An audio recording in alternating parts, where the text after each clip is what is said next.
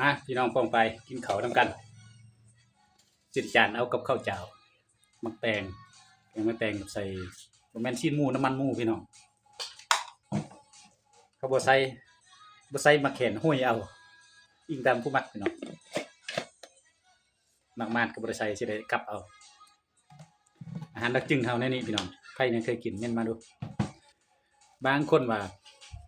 FC ว่าโอ้สิได้เบาสีมักเวลาเว้ามักงิกคิวมันสไตล์ของเพิ่นสไตล์ของเบาสีเวลาเว้ามักงิกคิวพี่น้องและซองมามักเฮ็ดตามแยบๆบ่แม่นเฮ็ดแนวอื่นพี่น้องเจ็บตาบ่แม่นจะเฮ็ดดอกพี่น้องมากินข้าวนำกันข้าวเค็นน้ำมันหมูแม่ค้าขายก็ว่าโอ้ยขายแต่น้ำมันนี่เลยลูกค้าซื้ออีต้นแนวแฮงกินบ่ได้น้ำมันพี่น้องมันน่าเอาซีนมันนะไม่แต่น้ำมันหลายอีต้นลูกค้านะชื่อก็ราคาแพงพี่น้อง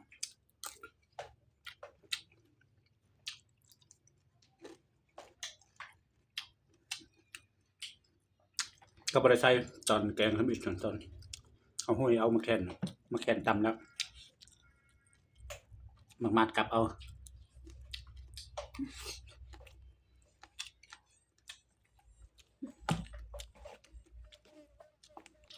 กินข้าวเจ้าต้องของกินหลายเอ้าเลยอยู่เฮือนเนี่ยเบาซี่ต้องกินของกินหลายกับข้าวเจ้าเพื่องของกินก็บ่กินหมักแตงกินชิ้นหมูห้าปลาก็บ่กินปลาบ่ค่อยสิได้กินพี่น้องหาอยู่บ่ได้กินย่านว่าพี่น้องชาวเมืองจึงนั่นบ่มีแนวกินย่านบ่ได้กินปลาธรรมชาติปลาสดๆพี่น้องก็เลยให้พี่น้องกินมากินข้าวนำกัน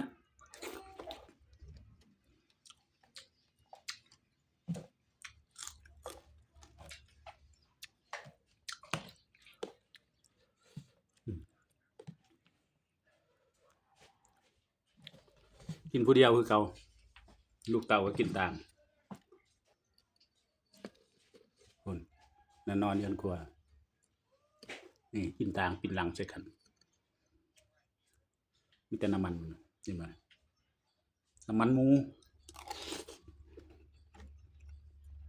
ก็กินน้ำมันหมูทนหนาวบ่เห็นสิทนที่หาบ่เห็นสิตุยสิพีดีงามกินน้ำมันให้ปวดหากซั่น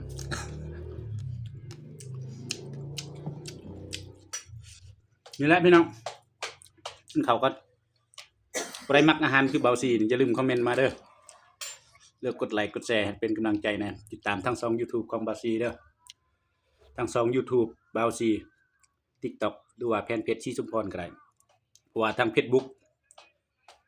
ผิดกฎเบาซีเฮ็ดผิดกฎแหละ